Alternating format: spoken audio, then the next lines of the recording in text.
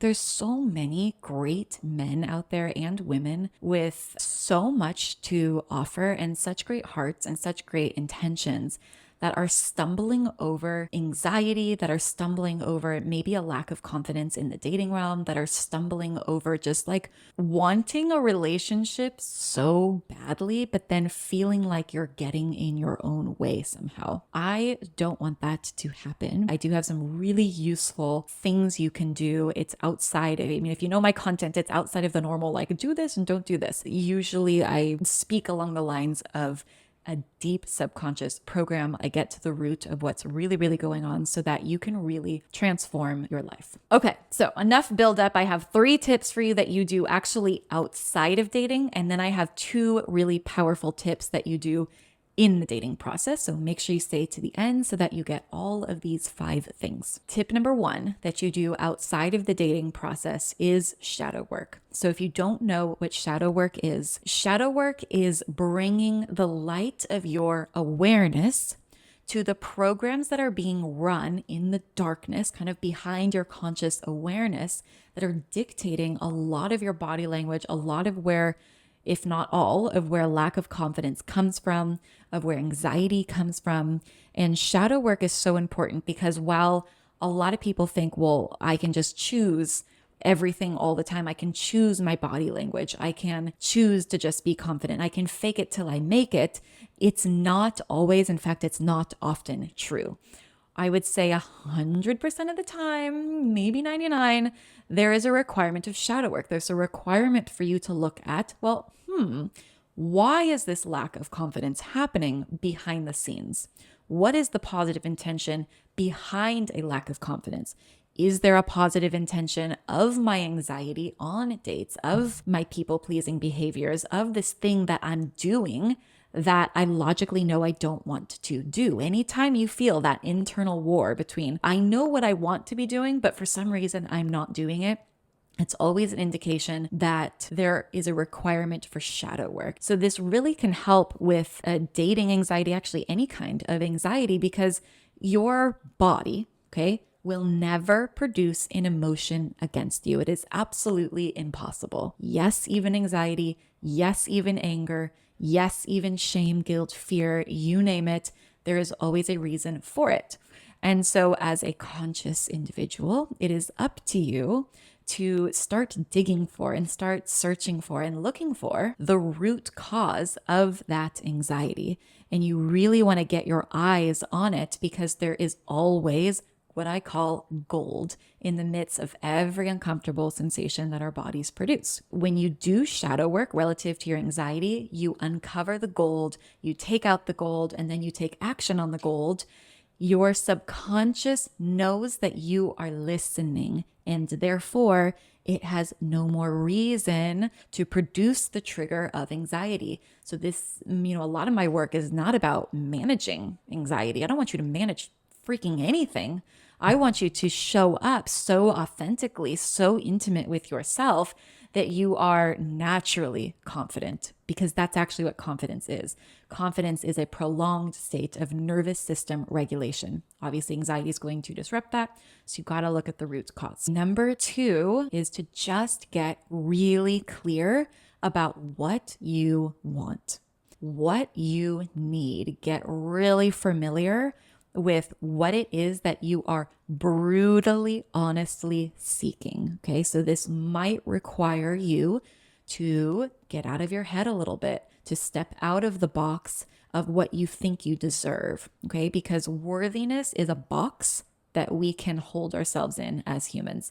So take off any boxes that you have of unworthiness completely just for a moment and start to familiarize yourself with what it is that you actually want. If you knew that you were worthy of it all, what are you seeking? How do you want to feel?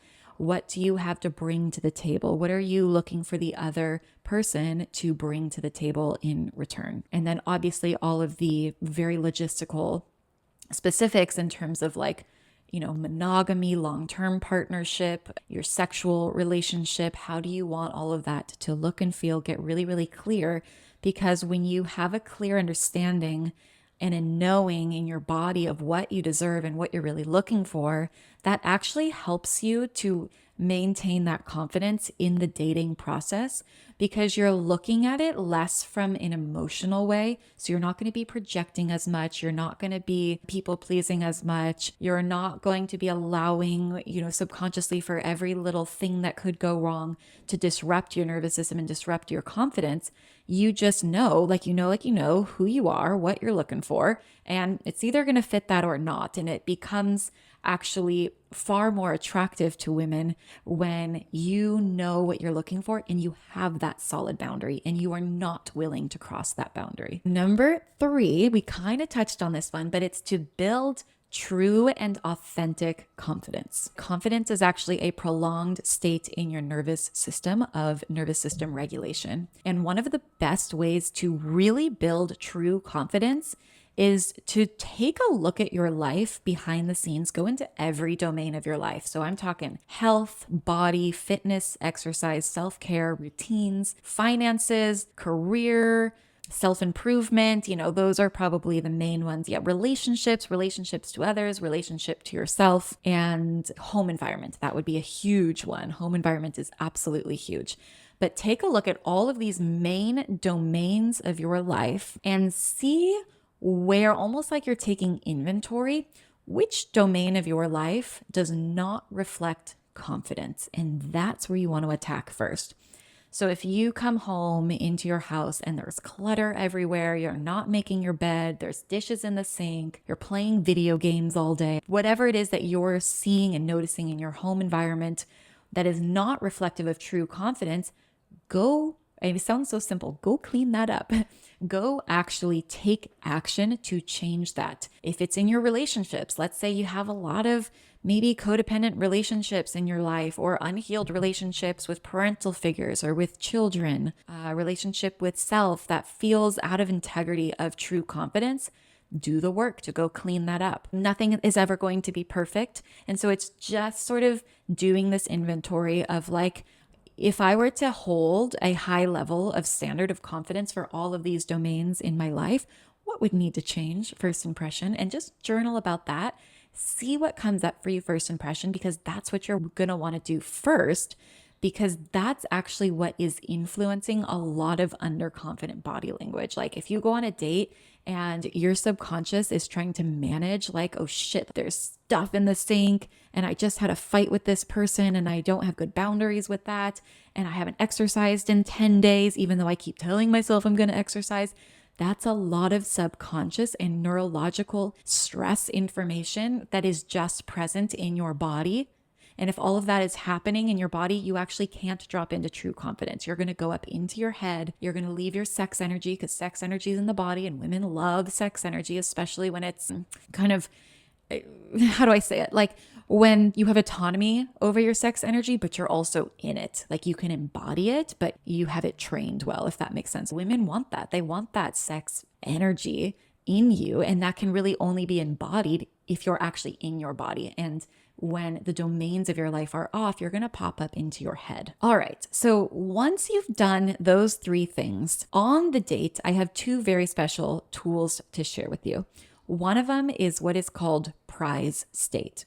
So a lot of times if somebody, like if a man is really interested in being nice, if he has any kind of people pleasing tendencies or he has anxiety in the dating realm, he tends to put the woman on the pedestal. And yes, that's a metaphorical concept, but I want to break it down in a neurological concept as well. How the man neurology interprets that is that she is actually taking up more neurological space literally inside of him than he is. So it's almost like he's smaller and she is bigger. So there's 2 different ways to play with this. My favorite, to be honest, is to actually start to imagine that she is smaller relative to you. Our nervous system works, I know it sounds bizarre, but our nervous system works in visual senses and especially in comparison. And so if you could imagine that you are actually bigger and the person you're going on a date with is smaller. This is not to minimize women, so don't freaking freak out on me, but just to hold it correctly, because what that speaks to the neurology and then will speak through your body language on the date is that you love yourself. That's what that is, that you value yourself, that you know what you're looking for, and you're holding that energy. So accessing prize state is so useful. And I do have that in another course called Women Revealed, and I'll put that link below as well. Okay, so that is prize state. It is so powerful when you really learn how to access it, because then you can flip it like a switch and it's just on, and it's actually more attractive to women. And it has no space for anxiety when you really own it. All right, the next thing to do on a date after you've done the shadow work is to get out of your head. One of the best ways that I have ever learned to get out of your head is to get into your eyes. And here's what I mean by that. We have two different modes of operation. We can be internal with our awareness, or we can be external with our awareness. When somebody is inside, they then have two different options. We kind of spoke on this. They can either be in their head or they can be in their body. Now, ideally, you're going to want to be in your body and also in your eyes, focused on her. Anxiety comes from when those two things aren't happening and the man goes into his head and then is actually not focusing on her. He's only focusing on the thoughts of like, what does she think about me? That is not focusing on her. That is internal awareness in your head. To kind of reverse all of this, the shadow work is going to help you get into your body. Absolutely necessary.